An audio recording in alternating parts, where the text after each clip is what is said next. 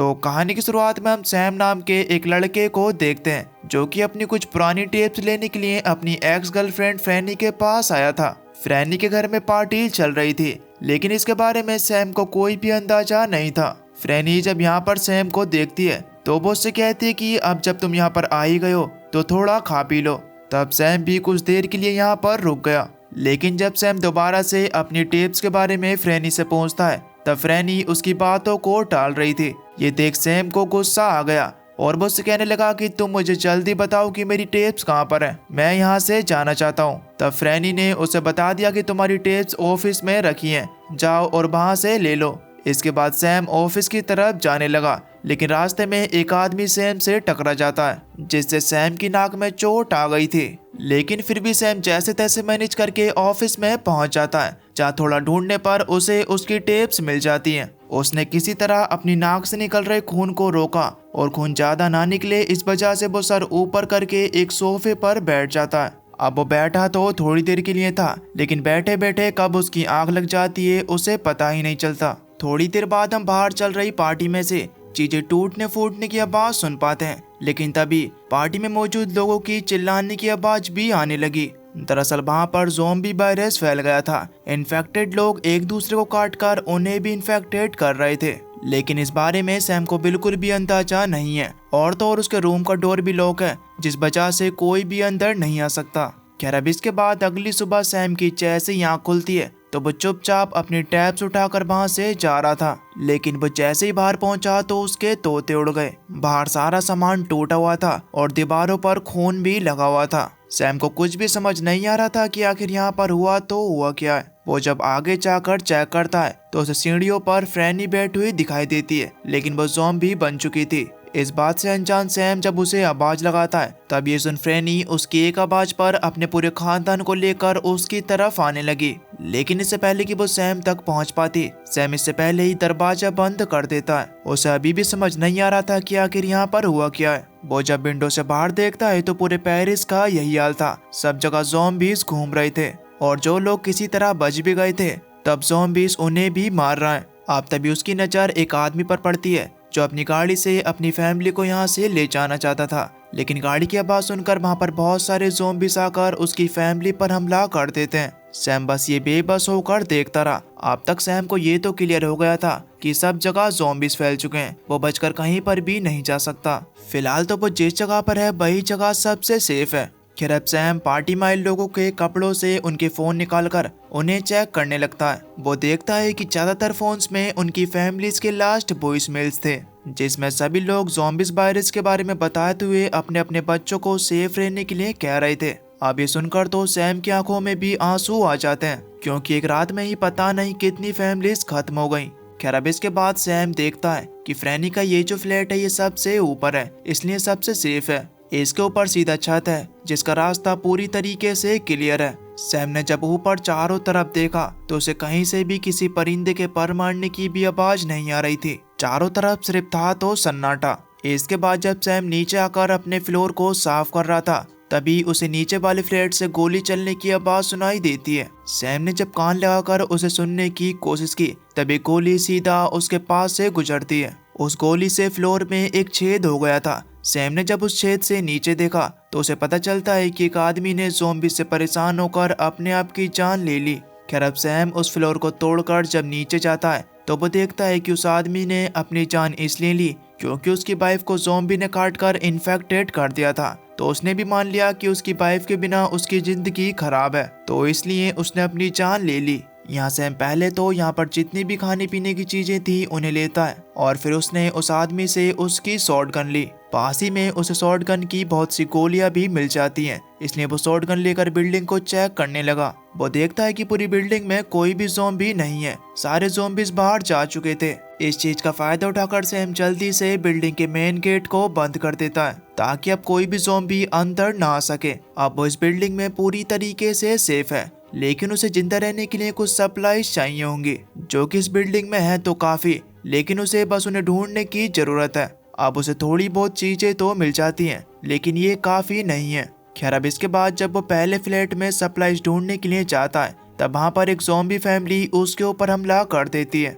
लेकिन सैम किसी तरह उनसे बचकर बाहर आकर उस फ्लैट को बंद कर देता है। फिर वो उसके डोर पर एक साइन बना देता है कि इस फ्लैट में नहीं जाना है। बस इसी फ्लैट में ज़ॉम्बीज थे, बाकी सारे फ्लैट्स बिल्कुल सेफ हैं। खैर अब इसके बाद सैम एक दूसरे फ्लैट में जाता है जहां उसे सप्लाईज के साथ साथ कुछ और बहुत सी चीजें मिलती हैं, जैसे कि एक पेंट बॉल वाली गन, हेडफोन, ड्रम और भी बहुत सी एंटरटेनमेंट की चीजें।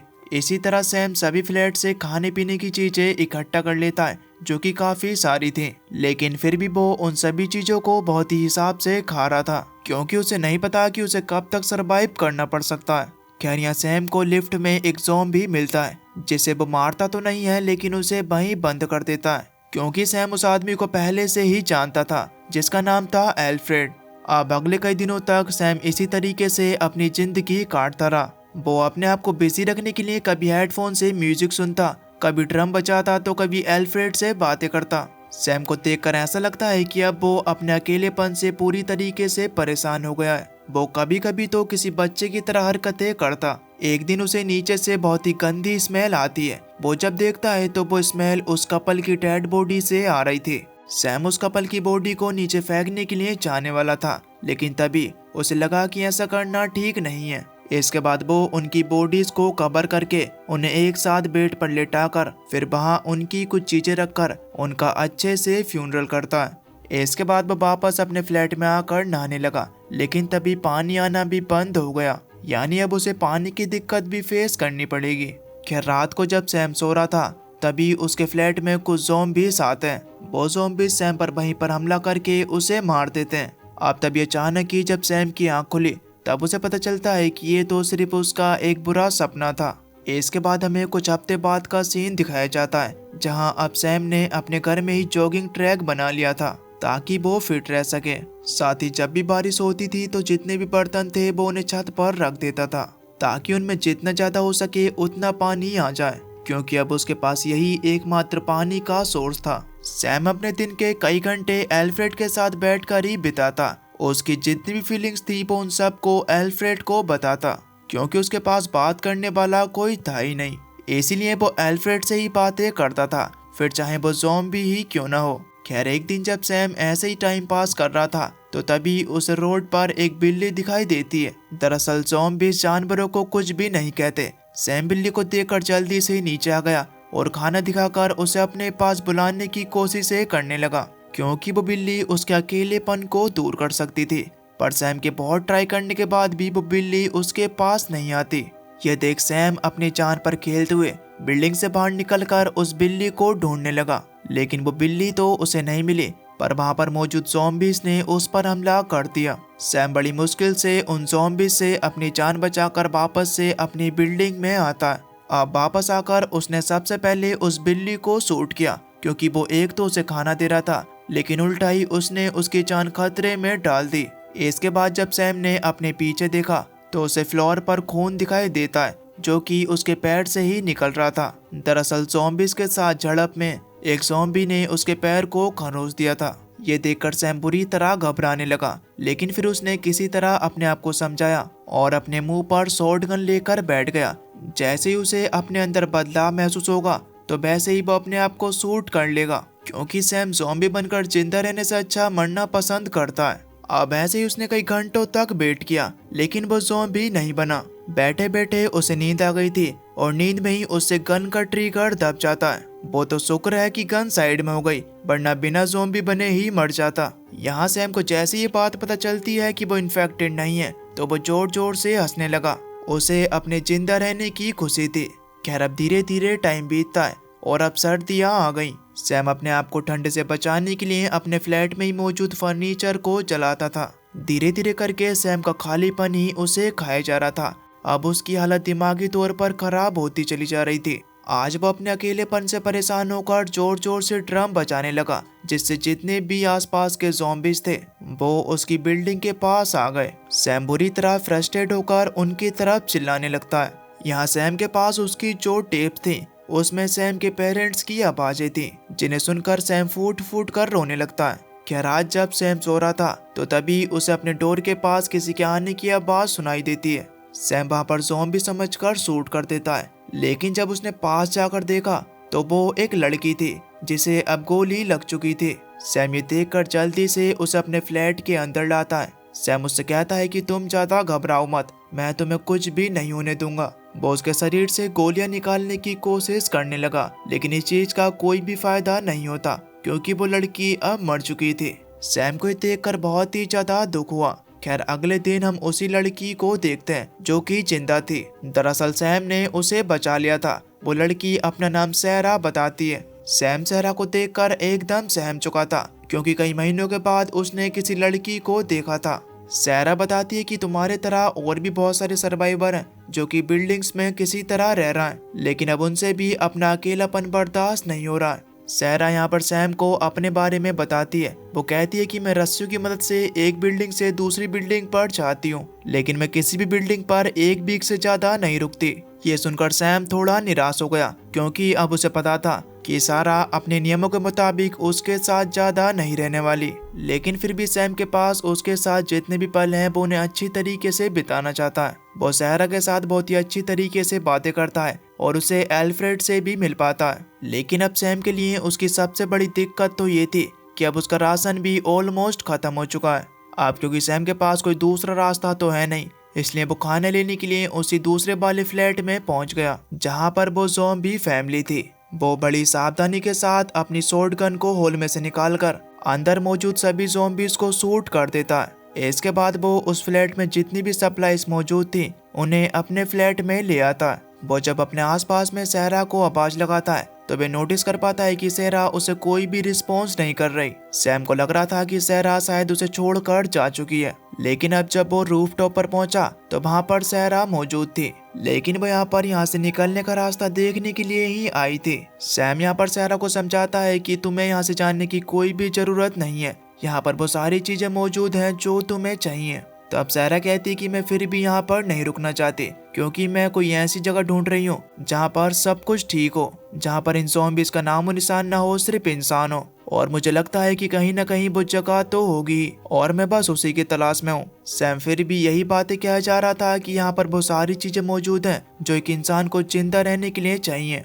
तब सहरा कहती कि तुम यहाँ पर जीने की कोशिश तो करोगे लेकिन जी नहीं पाओगे। अब पहला रीजन यह है कि या तो तुम्हें ज़ॉम्बीज़ मार देंगे या तो तुम अपने अकेलेपन से परेशान होकर अपने आप को ही मार लोगे, क्योंकि इंसान कब तक ही अकेला रह सकता है। यह कहकर वो वहां से चली जाती है। अब भले ही सहरा की बातें कड़वी थी, लेकिन कहीं ना कहीं सैम को भी सहरा की बातें बिल्कुल ठीक लगती हैं, क्योंकि अगर सहरा नहीं आती तो कहीं ना कहीं वो भी अपनी जान ले ही लेता। वो जल्दी से सहरा के पास जाता है और कहने लगता है कि सहरा, मैं तुम्हारी बात समझता हूँ, मैं भी तुम्हारे साथ चलने के लिए तैयार हूँ। लेकिन सहरा ने अंदर से दरवाजा बंद कर रखा था। अब जब सैम वहां पर देखता है तो बेड पर तो सहरा की डेड बॉडी पड़ी थी। असल में सहरा कभी जिंदा थी ही नहीं। उसने जब उस रात उसे गोली मारी थी वो तब ही मर गई थी। जिस सहरा से सैम बात करने की कोशिश कर रहा था वो उसकी हेलुसिनेशन थी, और सहरा भी इस लड़की का कोई नाम नहीं था, बल्कि इसने ही उसे नाम दिया था। रियलिटी में जब सैम को ये बात पता चलती है तो वो बहुत ही ज्यादा रोता है। खैर अब इसके बाद सैम ने सहरा का फ्यूनरल किया और इसके बाद वो उसके बैग को चेक करने लगा, जिसमें उसे सहरा का एक कैमरा मिलता है जिसमें सहरा की फैमिली की कुछ फोटोज थी और साथ ही में मौजूद थी उसमें सैम की फोटो, जिसे सहरा ने दूर से खींचा था। यानी कि सहरा यहाँ पर सैम को जिंदा देखकर उसके पास आई थी और इसने गोली मारकर सहरा को मार दिया। अब यहाँ पर सैम ने भी ये मन बना लिया कि उसका यहाँ पर रुकने से कुछ भी नहीं होने वाला, उसे किसी भी तरीके से यहाँ से निकलना होगा। अब उसने सबसे पहले तो उसकी जितनी भी टेप्स थी उन्हें जला दिया। इसके बाद उसने एल्फ्रेड को उसके लिफ्ट से निकालकर उसे एक फ्लैट में बंद कर दिया। यहाँ पर एल्फ्रेड भी सैम से कुछ नहीं कहता और वो सीधा उस फ्लैट में चला जाता है, क्योंकि कहीं ना कहीं एल्फ्रेड की भी सैम के साथ एक बॉन्डिंग हो गई थी। खैर अब यहाँ पर फायर अलार्म बजने लगता है, क्योंकि सैम ने जो टेप चलाई थी उनसे काफी ज्यादा धुआं हो रहा था। अब क्योंकि फायर अलार्म का शोर बहुत ही ज्यादा तेज था तो इस वजह से यह आवाज सुनकर बहुत सारे ज़ॉम्बीज़ अंदर की तरफ आने लगते हैं। सैम यहाँ पर किसी तरीके से उनसे बचते हुए एक दो को मारता भी है, लेकिन वो ज़ॉम्बीज़ काफी ज्यादा थे। सैम किसी तरह अपने आप को बचाते हुए लिफ्ट में बंद हो जाता है। आप देखा जाए तो सैम एक तरीके से यहाँ पर फंस चुका था, लेकिन उसने यहाँ पर अपना दिमाग लगाया। वो पहले तो लिफ्ट से होते हुए ऊपर चढ़ा और इसके बाद वो उस मरे हुए कपल के फ्लैट में पहुंच गया, जहां पर भी एक ज़ॉम्बी उसके ऊपर अटैक कर देता है, लेकिन सैम उसे भी मारकर अपने द्वारा बनाए हुए रास्ते से अपने फ्लैट में पहुंच जाता है जहां पर काफी ज्यादा धुआं हो रखा था। अब धुएं में उसे काफी ज्यादा घुटन तो हो रही थी, लेकिन उसके लिए एक फायदा ये भी था कि ज़ॉम्बीज़ धुएं में उसे नहीं देख पा रहे। इसी चीज का फायदा उठाकर वो ऊपर आ जाता है, लेकिन उसके पीछे पीछे ज़ॉम्बीज़ अब ऊपर भी आने लगे। ये देखकर सैम पहले तो सामने वाली बिल्डिंग में हुक फंसाता है और इसके बाद वो उस बिल्डिंग की तरफ कूद जाता है, लेकिन इतनी जोर से बिल्डिंग से टकराने की वजह से वो वहीं पर बेहोश हो जाता है। अब जब उसे होश आया तो वो किसी तरीके से रस्सी की मदद से अपने आप को खींचता हुआ उस बिल्डिंग की छत तक पहुंचा, जहां से ऊपर से उसे चारों तरफ छतें ही छतें दिखाई दे रही थी। लेकिन यहाँ पर उसे कुछ सर्वाइवर्स की आवाज सुनाई देती है। इसका मतलब यह है कि यहाँ पर वो अकेला नहीं है, और भी सर्वाइवर्स यहाँ पर रह रहे हैं। अब यहाँ से सैम उन सर्वाइवर्स के पास चला जाएगा और जिस अकेलेपन में वो रह रहा था उसका ये अकेलापन भी दूर हो जाएगा। और बस इसी के साथ दोस्त ये मूवी यहीं पर खत्म हो जाती है। तो आपको ये मूवी कैसी लगी हमें नीचे कमेंट करके जरूर बताना। और अगर आप चैनल पर नए हो तो प्लीज चैनल को सब्सक्राइब कर बेल नोटिफिकेशन को ऑल पर सेलेक्ट कर देना, ताकि अगली वीडियो की नोटिफिकेशन आपके पास सबसे पहले आ सके। तो चलिए मैं मिलता हूँ आपको न्यू इंटरेस्टिंग वीडियो में। तब तक के लिए खुश रहिए और अपना ख्याल रखिए।